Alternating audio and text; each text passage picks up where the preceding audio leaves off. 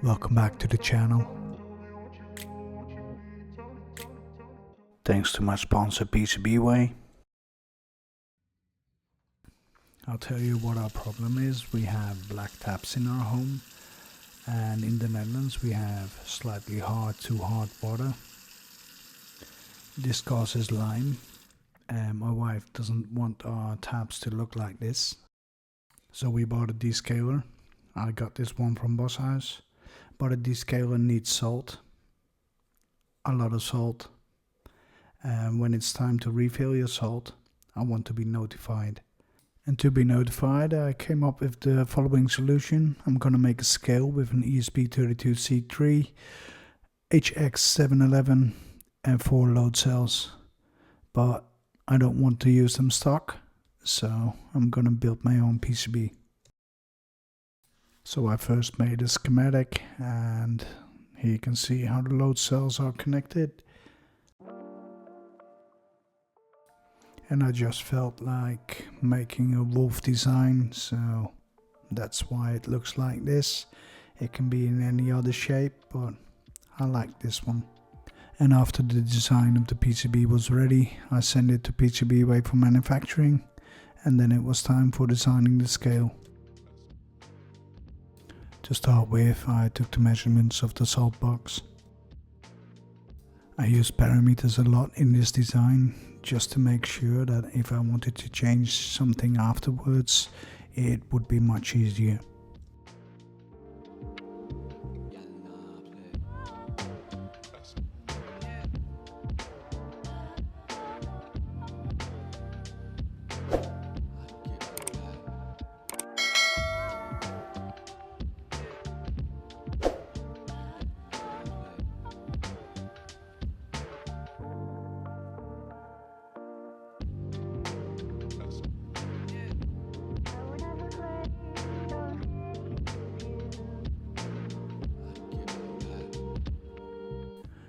This was a really fun project, and it took a bit longer than I expected, but I think in the end it's worth it.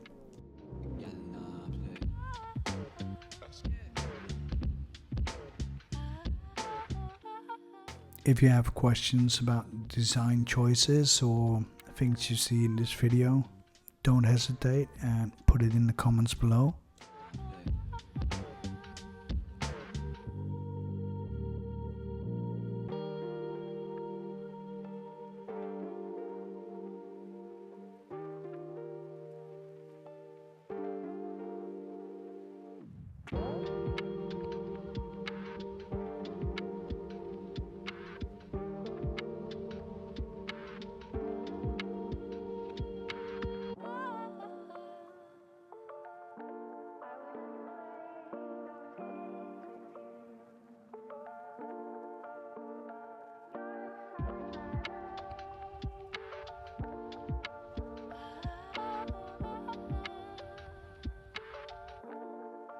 This is how it finally turned out, and I think it really looks good.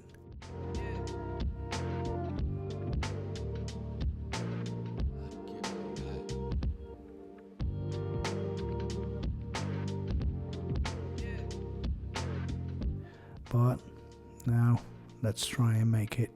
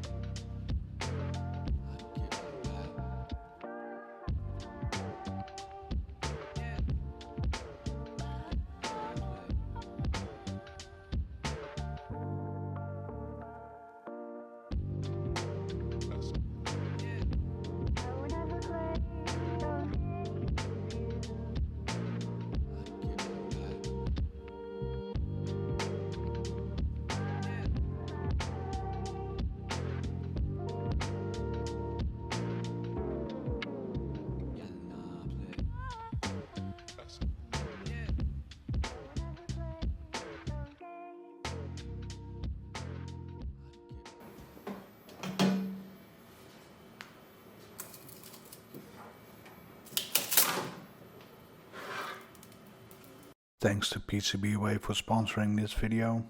PCBWay is best known for manufacturing PCBs, but they also do CNC machining, 3D printing, and much more.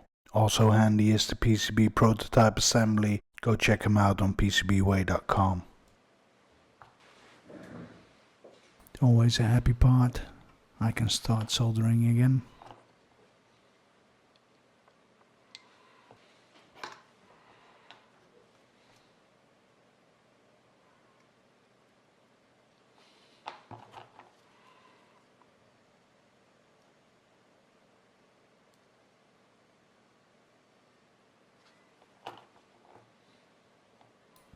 I had a different tip on my kurtz-ersa this time, and it was not the right tip for this kind of work, but it did the job.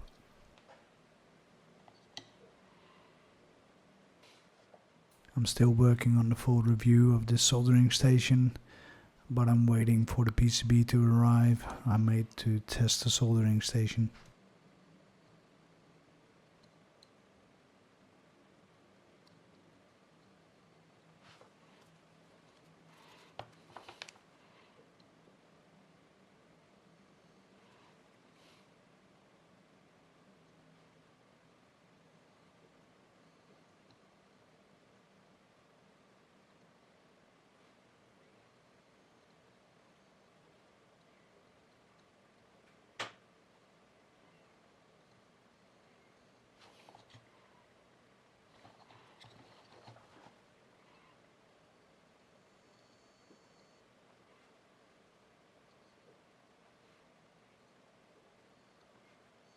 And yes, this side was much easier than the other side.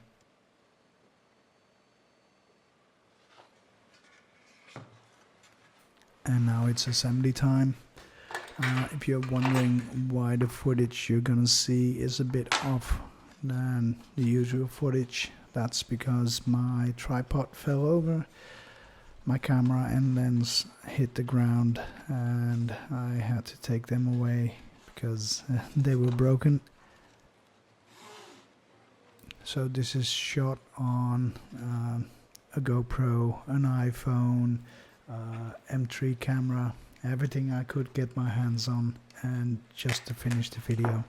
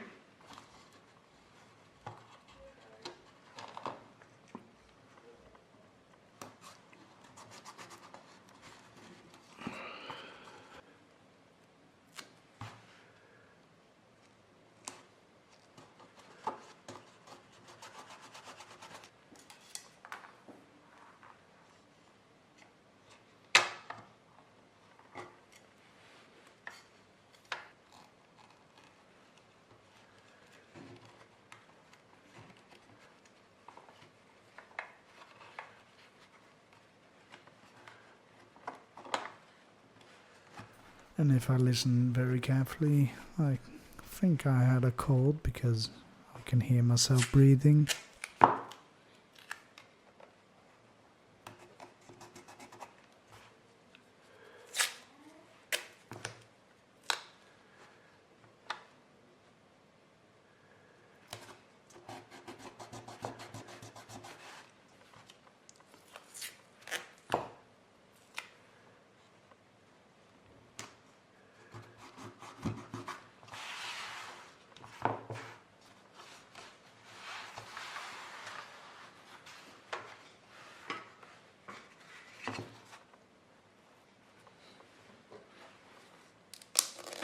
Now I'm going to glue in some coins, stuivers, 5 cents, because I want metal on the pressure points. If I put plastic on top of the pressure points and the infill is not solid, the pressure points can push into the plastic and give bad readings.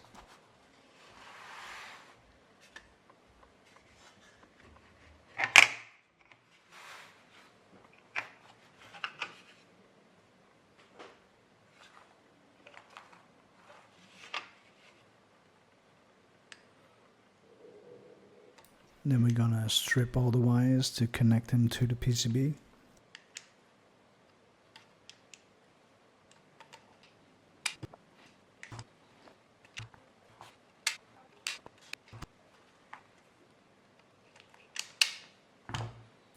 Now we have to pay close attention and look at the order we have to put the wires in. It's black, red, white, black, red, white, and on the right side, black, red, white, black, red, white.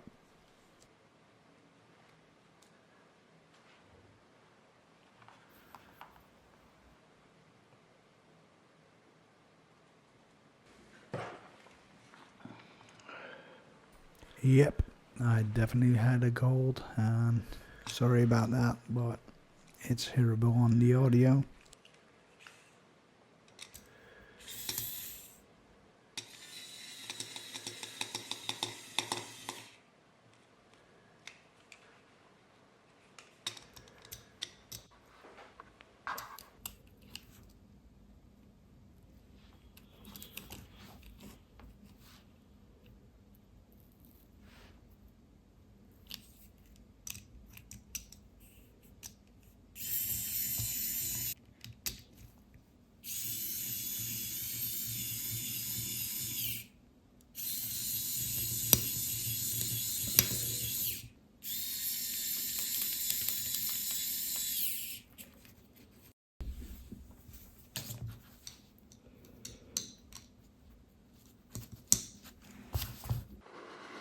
And now one of the most difficult parts, I think, because I really hate this, putting on the antenna.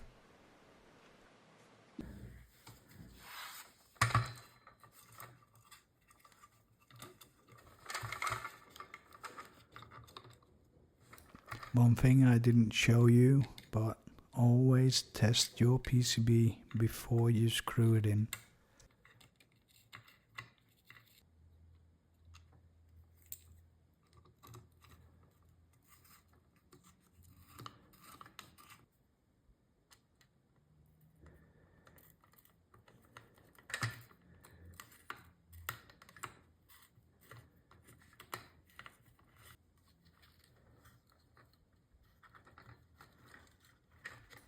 Something you can do that I forgot to do is trim the wires and make them shorter so you don't have to fiddle around like this.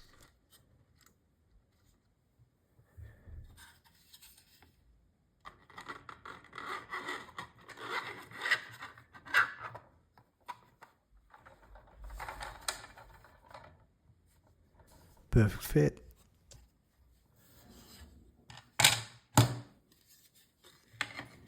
Now we're done, let's install the firmware.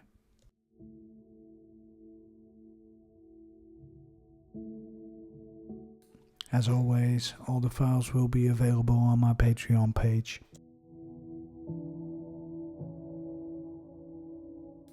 After the installation is complete, let's see if it works. It does give a strange reading, but we still have to calibrate it.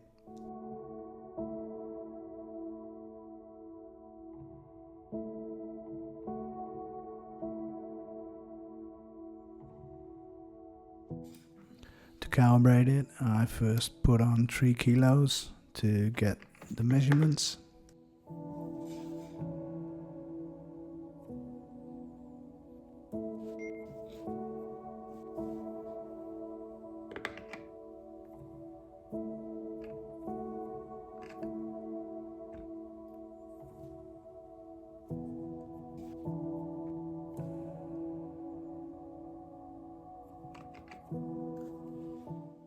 And when we have the values, we copy and paste them into an Excel sheet and then tidy them up to get an average.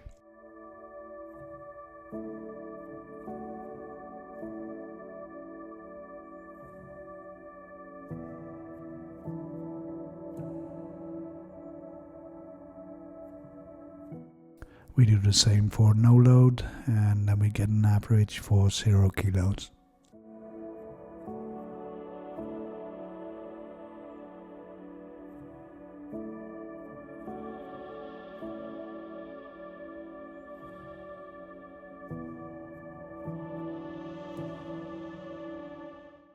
When we have both values, we go back to ESPHome, click on edit, and go calibrate the scales.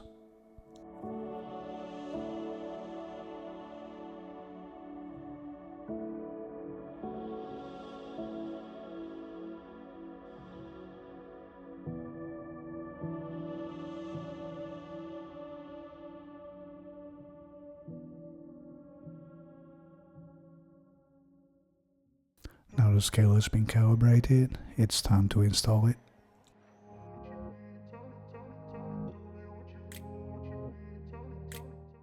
That was quick.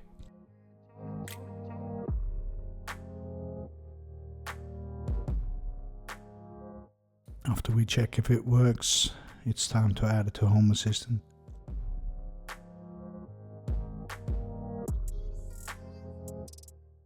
It's really straightforward. Home Assistant already found it, and we do get an error message, but if we go check, it's still added.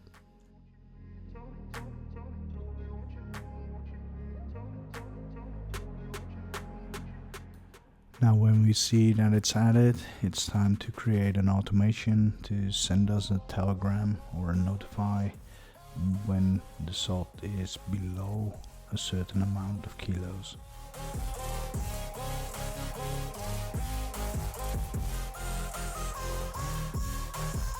Initially I fill in 12.5 kilos, but that's just to make sure you get a notify, and we can tweak that later.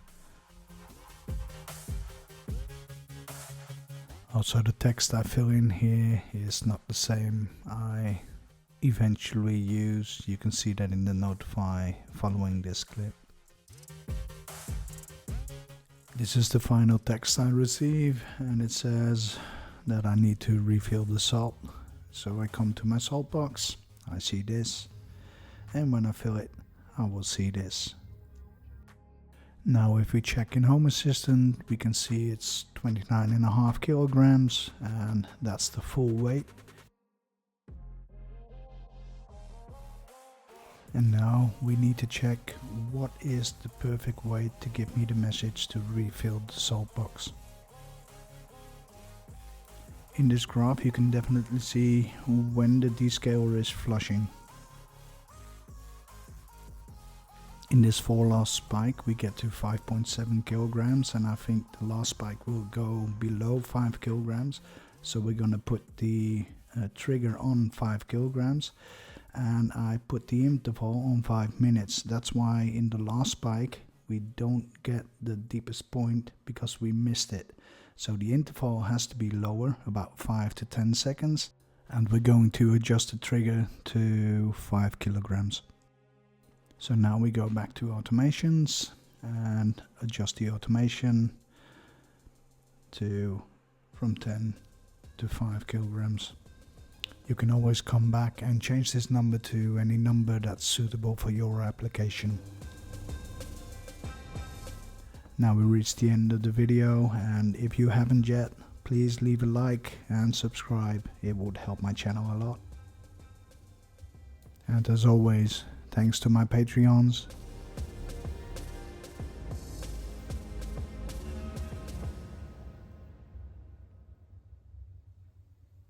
Don't hesitate to reach out and contact me. Thank you for watching, and I'll see you in the next.